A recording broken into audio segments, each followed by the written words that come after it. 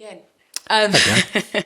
Shall we start with some good injury news, Ange? Because I don't think those words have been in a sentence, have they, for a while? The joy at having the likes of Vicario, Maddison and Destiny back, and what that gives you on Sunday in terms of fresh bodies but fresh minds and people raring to go, I imagine. Yeah, no, definitely. It's been a good week, fair to say, in terms of the health and well-being of the group of young men I look after. I think that the guys who have been playing have benefited a fair bit from having a couple of days off and just regenerating, and I think that's been really important for us. And on the injury front, certainly good to have some significant players back for training purposes to start with, because it just raised the level and the quality of our training, and but also in terms of helping us from a playing perspective. Vicario, yes, trained really well. He's good to go. Matters is good to go. And then we've had Destiny, Wilson, Brennan, also training with the group, they're in a good space as well. So, like I said, it's been a good training week. In terms of Romero and Van der Ven, obviously we've seen bits of Van der Ven, haven't we? And you were a bit more hopeful that they might be back around now. Has there been a sort of setback, or you're just having to be super, super cautious? No, it's not either. It's about sort of like I said with Mickey. It's just we made a decision, and I was certainly the catalyst of that to just have a look at exactly beyond the injury how we can get him back in a good space. So he's doing some different things. He's working with some different people, just to not as much about the injury as much about just the mechanics of him, and because we want him back, and we want him back in a real good space, and he's training, he feels really good, so we're still confident it's going to be his return is imminent, but we just want to make sure we get it right.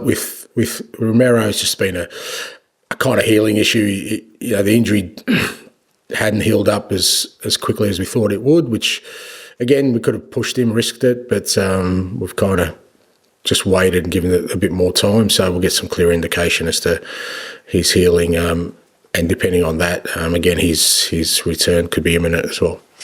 And I know we spoke a bit about United this morning, but when Ruben Amorim came in with a very clear way of the way he wanted to play football, and I mean something you obviously aspired to do as well.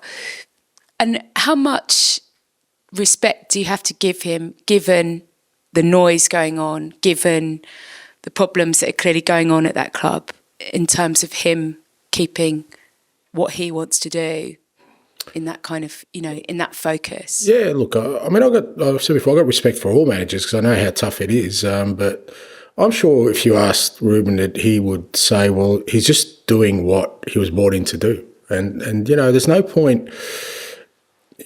He's come in to, obviously they've scouted him, they've identified him, the way he plays, the way he goes about his business. You don't just make these appointments because, you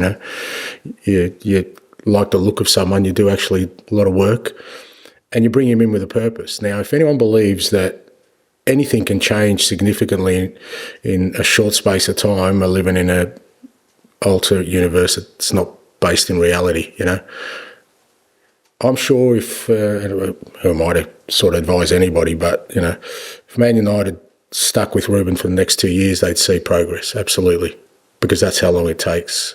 And if somebody can show me somebody who's done it quicker, without significant investment, by all means, put it across my desk and I'll follow that blueprint. But we know there's a blueprint there. And, I'm sure, irrespective of the noise, and like I said, I've only literally spoken to Ruben maybe for 30 seconds at a game. I'm sure he's there and he's going, what, I'm going to do what I was brought in to do. And that's what he should do. Ian, please.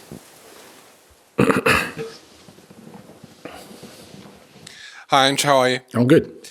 So Romero and Van der Ven possibly back imminently.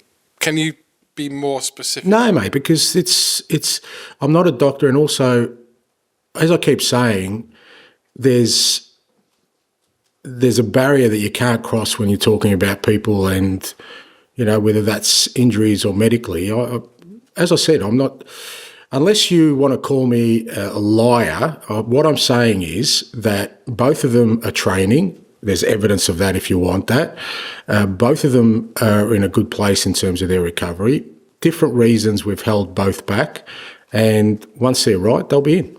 I most certainly was not calling you a liar. And I'm just thinking, because you've now got, seemingly from the outside, all or nothing on the Europa League this season. Are you saving them for that competition? No, and we're not all or nothing on anything. We still want to progress in the league. We're not happy with the position we're in. There's still significant games. Not like there's only a few games to go. There's still a lot of football to be played in the league, and we want to address our league position and finish the season strong. And alongside that, like you said, you're perfectly right that, obviously the Europa League now is a great focus for us, with us being out of the other cups, but we're not saving anyone for anything, because ultimately what I want is, both Mickey and Romero have had disrupted seasons in that, they've got injured, come back, got injured again. I don't want the same scenario. Whilst it may look with Mickey like we had a false start with the Elfsborg thing, I just thought it gave us an indication of where he's at.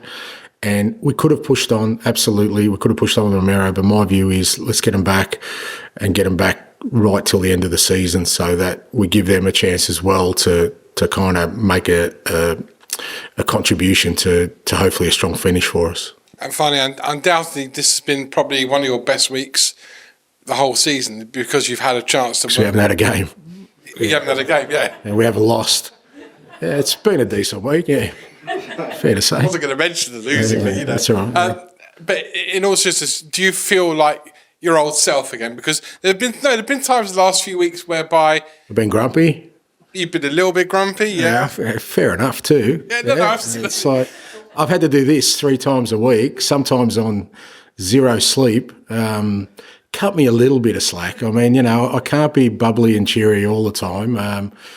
No, look, I fair to say, I appreciated the fact there wasn't a game this week. Yeah, for sure. I mean, I had dinner with my family last night. My boys said, "It seems like you haven't had a game for a while, Dad. It's only been 4 days." But that's the cycle we've all been in, and not just me, the other coaches.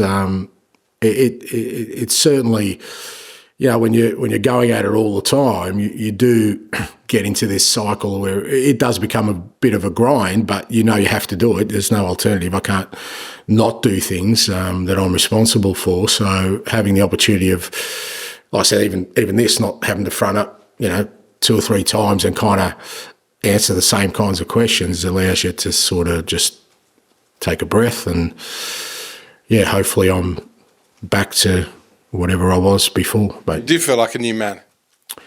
I'm the same man. I feel like the same man I've always been, and I'm sure that grumpiness will emerge at the appropriate time if it needs. Hi, Ange. How important is it to have Vicario and maybe Maddison's leadership back in there? Yeah, massive. Yeah, both of them, particularly Vic, because with Vic, it's not just he's an outstanding goalkeeper. Even training today, he's such a presence amongst the boys. He really gets everyone going, and it's been tough without him, because we've used 3 other goalkeepers, and all of them have contributed. None of them have sort of let us down. It's just that Vic's like I said, he's experienced. He's got this strong personality. So great to have him back. And Matt is the same. Matt has got enormous self-belief, and that sort of filters through the team as well. So I think the energy and, like I said, experience they bring. I've already noticed the training will certainly make a difference for us. Maddison Udogie able to start if you need them, or is it more a bench role? Matt is a possibility. Destiny, he's, with the guys who've missed a little bit more. I mean, Matt has sort of been the shorter term one.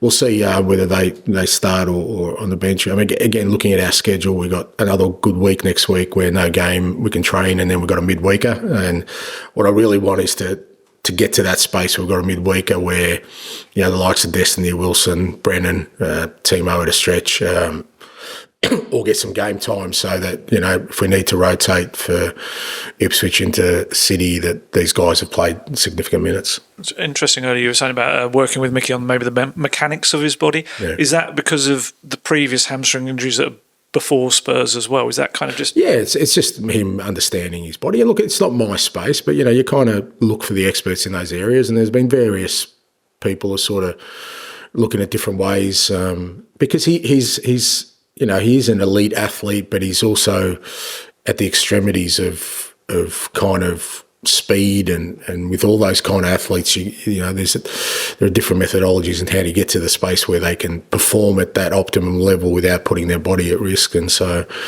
you know, he's still a very young man in terms of footballing, both experience and his career. So we want to get it right because, you know, what you want is, you know, Mickey to play 10 years at the best possible level, and, you know, this gives us an opportunity, hopefully, to kind of address as much as we can in season to give him the best chance of getting back to the level we know he can get to.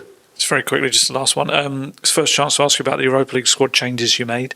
Always good. Had to get it in there. Can you just explain the 3 changes? Yeah, pretty straightforward. I mean, obviously with Radu going down, we're kind of short a central defender there, and with Mickey and Romero still, you know, we've got to see when they go back. I think it made sense for us to bring Kevin and Jed back into the squad, and obviously, keen to bring Matty in as well. That's why we signed him. So we can only make the 3 changes. We're obviously still kind of limited because we don't have sort of club trained, and that's going to be an issue for us for the next couple of years. So that kind of limits the opportunities for us to tinker anymore. But with the 3 changes, I thought they were the logical ones. Hi, Ange. From what you're saying, it sounded like Vicario's still the number 1 goalkeeper. Now he's back. I was just wondering how you see the relationship between him and Kinsky, and how well Kinsky's done and how he can progress as well. He's still the number 1. I mean, he got injured when we beat Man City and we were 5th on the table. So, you know, he wasn't dropped. So he was injured. So he's back now, and certainly we're happy to have him back. I've been really happy with Tony. You know, even at Villa, I mean, obviously, you know, he made the mistake, but his reaction to that was, I thought, outstanding for a 21-year-old in that environment to bounce back from a mistake like that. I mean, we've thrown him in and given him some enormous tasks with very little sort of preparation, and I just think he's going to be an outstanding goalkeeper. And you know, Brandon as well, you know, has really grown through this period. So I know Birchie's really happy now with the goalkeeping group, in that, you know, we've got a really strong goalkeeping group now that can push each other, and you know, really pleased to get Tony into the club, because we think he's going to be an outstanding goalkeeper, and no better one to work alongside than Vic. I was at Aston Villa, and obviously you got asked about your style of play after that game, and I was also looking at the data, and the intensity's been dialed down maybe for the last 4 games for obvious reasons. But I was wondering, with the week off, you know, with players coming back, can you kind of go back towards what you believe in? We never stop going towards what we believe in. It's just that we weren't able to do it. As I said after the game, it's you know, you're talking about players who are fatigued, tired, mentally, physically, facing enormous challenges with, you know, 60-hour intervals. There hasn't been a change of approach. What the week does give us, it does give us a chance to sort of re-energise and hopefully you know, allow us to better execute, you know, the kind of football we want to play. That style of football that you're known for, that's going to continue really from now on, do you hope? Is that the kind of aim and plan? It's always been the aim. It's never changed. It's never wavered from that. That's the kind of football we want to play. That's the kind of team we want to be. And you know, with like I said, the next sort of 2 to 3 weeks allows us to both get some players back, which will help with our training, help with our preparation, help with our sort of ability to rotate, but also not having midweek games gives us a good chance to recover between games to reach those levels. Hi, Andrew. Just wanted to ask one about Sonny. Just as captain, can you give us a bit of an insight about the sort of things he does off the pitch, you know, sort of behind the scenes? Because I imagine his leadership's been quite important during a difficult period. Yeah, look, he's I think with Sonny, the main thing is he kind of, sets a standard in terms of the way he trains, the way he prepares himself. He sets the example with his everything he does in and around the club and outside the club, and he tries to be a positive sort of influence on everyone, keep everyone sort of mind focused in a positive way. And it hasn't been easy because he has been feeling the same as the other players, fatigue, and it's hard to kind of put that to one side as an individual because you're a leader and sort of try to transfer that positiveness to others. But I think for him, and I think some of the other guys have stepped up as well in this period. The fact that the players have kind of stuck together through that whole process, or that at no stage do they kind of splinter off or look to absolve any responsibility of themselves as individuals, is a testament to the fact that that there's a good bonding there that's been sort of laid down by Sonny and the other leaders that hopefully now he gets a bit of help, like I said, with guys like Vic and Madders who are on our leadership group. Romero's the other one that can help him sort of carry the load. Did you sort of feel those, as captain, obviously having been here for so many years, that he sort of felt that sense of responsibility a bit more during this sort of difficult period? I think, I'm sure he did, but that's the nature of leadership. There's no point taking on a leadership role if you don't want that responsibility. That's an essential core part of, leading people, is that, during tough times you have to carry the extra load. Otherwise, you're better off not being in that position. So it's not easy, and it requires a lot of sort of discipline and internal sort of fortitude to make sure that you're constantly putting aside your own personal feelings for the better of the group. Finish with Dan, please. And just one more on Mickey, if I can. I mean, you said you're kind of seeing different people. Are you speaking to people from outside the club? Is that to kind of get expert advice on it? Yeah, we always are. But yeah, we've kind of had a couple of people externally have a look at him and sort of give him some more sort of guidance and information, and to our staff as well about some things he can do maybe differently, which will help him. Like I said, as much of it around sort of not the injury, but just making sure that his body is better equipped to handle the kind of athlete he is. How frustrating is it for him? Because I remember his interview after the Europa League game. He seemed so pleased to be back. I guess he's very frustrated. Yeah, he was frustrated, but I had a good chat to him, and I just because he just wanted to. I guess he probably just wanted to keep going, but I just said to him, look, it's he's still got a 10-year career in front of him, and once he's well into his career and he's flying, this period will seem insignificant of an extra 2 or 3 weeks for the benefit, hopefully, of him, like I said, coming back and playing to the levels. He's a big part of this football club, and not just for the now, but for the future as well. And it's in our interest. You always got to protect your assets, and he's a major asset of this football club.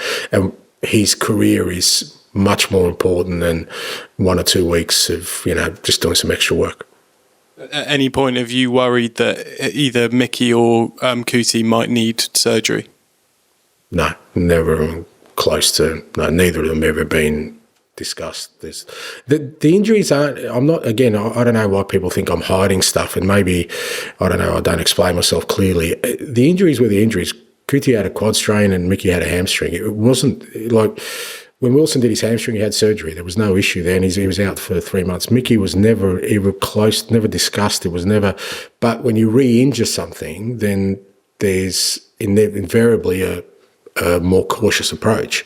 When it's somebody like Mickey, who's like I said, an extreme athlete, I think you need, in my experience, just take it a little bit further. But surgery is never, ever entered any discussion with either player. Now, if we push them back early and they weren't ready, then that becomes a real issue, and which we tried to avoid that. But it was never surgery. The injury was the injury. It was a hamstring. Kuti, it's a quad. they're both, like I said, with Mickey, there's no issue around the injury anymore. It's just more about mechanics. With Kuti, it was just healing slower than we thought it would.